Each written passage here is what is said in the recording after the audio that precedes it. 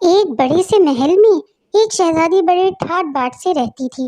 اس کے آس پاس ہزاروں نوکر چاکر ہوتے جو اس کی ایک آواز پر اس کا حکم بجا لاتے۔ شہزادی کیونکہ محل میں رہتی تھی اسی لیے اسے پتہ ہی نہیں تھا کہ باہر کی دنیا کیسی ہے۔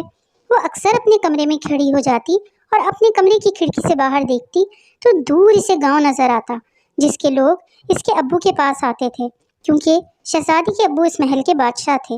شہزادی بہت سوچتی کہ کاش وہ بھی جا سکے اس گاؤں میں، پر وہ محلوں کی شہزادی تھی تو اس کا جانا ناممکن تھا۔ ایک دن اس کے ابا یعنی بادشاہ کو کام کے سلسلے میں کہیں جانا ہوا۔ شہزادی نے پہلے ہی سوچا ہوا تھا کہ اب کی بار چاہے کچھ بھی ہو جائے وہ گاؤں ضرور جائے گی۔ اس کی ایک بہت ہی خاص خادمہ تھی جو اس کے تمام کام کرتی تھی۔ شہزادی نے اپنی خواہش اس کو بتائی تو خادمہ نے کہا، شہزادی صاحبہ آپ کے لیے وہاں جا سکتی ہیں، جبکہ آپ جانتی ہیں کہ بادشاہ سلامت کو پتہ چل گیا تو مجھ غریب کا کیا ہوگا۔ شہزادی نے کہا، میں جانتی ہوں، لیکن میں باہر کی دنیا دیکھنا چاہتی ہوں۔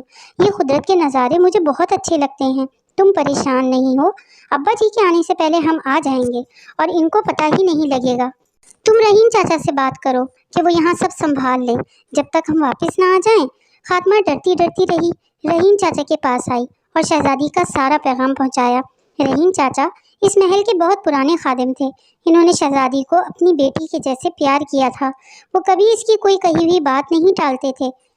رحیم چاچا فکر مندی سے بولے، شہزادی بیٹی یہ سب کیوں کہہ رہی ہے؟ اس محل میں تو عیش و عشرت کی تمام سہولتیں ہیں، پھر ایسی کون سی کمی ہو گئی ہے؟ خاتمہ بولی، چاچا شہزادی صاحبہ چاہتی ہیں کہ وہ قدرت کے نظارے دیکھیں اور تمام گاؤں والوں سے بھی ملیں جو اس گاؤں میں رہتے ہیں۔ چاچا نے کہا، میں نے کبھی شہزادی بیٹی کی بات نہیں ٹالی، خیر مشکل کام ہے پر میں کوشش کرتا ہوں، پر بیٹا بادشاہ سلامت کے آنے سے پہلے تم لوگ لوٹ آنا۔ شہزادی اپنے کمرے میں ادھر سے ادھر چکر لگاتی جا رہی تھی اور من ہی من میں خوش ہو رہی تھی کہ آج اس کی خواہش پوری ہو جائے گی۔ وہ خاتمہ کے جواب واپس لانے کا بے صبری سے انتظار کرنے لگی۔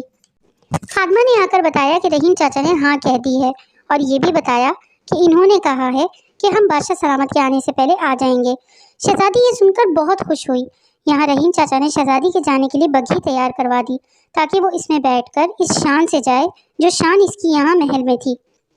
شہزادی اور خادمہ محل سے نکلے اور بگھی میں بیٹھ گئے۔ رحیم چاچا نے پھر نصیحت کی کہ بیٹا تم لوگ جلدی آ جانا۔ شہزادی نے کہا، بابا فکر نہیں کریں، ہم وقت رہتے آ جائیں گے۔ بگھی آہستہ آہستہ چلنے لگی۔ شہزادی باہر دیکھنے لگی۔ اس نے دیکھا خوبصورت بادل جو بہت نیلے ہیں، پہاڑ جن سے جھرنا بہہ رہا ہے، پرندوں کی چہچہاہٹ اور پرفضا مقامات، یہ سب اس کو بہت بھلے لگ رہے تھے۔ وہ سوچ رہی تھی کہ کاش یہ وقت یہیں رک جائے۔ وہ ابھی یہ سوچ ہی رہی تھی کہ گاؤں آ گیا۔ اس نے دیکھا گاؤں کی عورتیں کاموں میں مصروف ہیں، کوئی پانی بھر رہی ہے تو کوئی کپڑے دھو رہی ہے، کہیں بچے بھاگ رہے ہیں تو کہیں آدمی اپنے اپنے کاموں میں مصروف ہیں۔ سب جانتے تھے کہ یہ شہزادی ہے اور بادشاہ سلامت کی بیٹی ہے۔ شہزادی کے گاؤں میں داخل ہوتے ہی سب لوگ بہت خوش ہو گئے اور شہزادی سے ملنے چلے آئے۔ کسی نے کہا، آپ ہمارے گھر چلیں، تو کوئی شہزادی کو منفرد قسم کے کھانے پیش کرنے لگا۔ شہزادی چاروں طرف سے اتنی محبت کرنے والے لوگوں کو دیکھ کر بہت زیادہ خوش ہو رہی تھی۔ وقت کا پتہ ہی نہیں لگا اور شام ہونے لگی۔ خادمہ نے کہا، شہزادی صاحبہ اب چلنا چاہیے، بہت دیر ہو گئی ہے۔ شہزادی نے بھی کہا، ہاں ابھی چلتے ہیں، اور شہزادی اپنی بگھی میں سوار ہو گئی اور بگھی چلنے لگی۔ شہزادی وقت رہتے محل پہنچ چکی تھی اور وہ آج بہت خوش تھی کیونکہ اس نے صرف اپنے محل میں اپنے خادموں اور خادماؤں کو دیکھا تھا، پر گاؤں کے لوگ ان کی محبت سے وہ واقف نہیں تھی۔ شہزادی نے محل پہنچتے ہی رحیم چاچا کا دل سے شکریہ ادا کیا اور مسکراتی ہوئی اندر چلی گئی۔ آج شہزادی کی زندگی کا بہت خوبصورت دن تھا اور سچ میں آج لوگوں کی محبت کا سمندر دیکھ کر شہزادی کو لگا کہ وہ سچ میں ایک شہزادی ہے، کیونکہ اس کے ابو کی محبت اور اس کی محبت ان گاؤں والوں کے دل میں کسی سمندر جیسے بھری ہے۔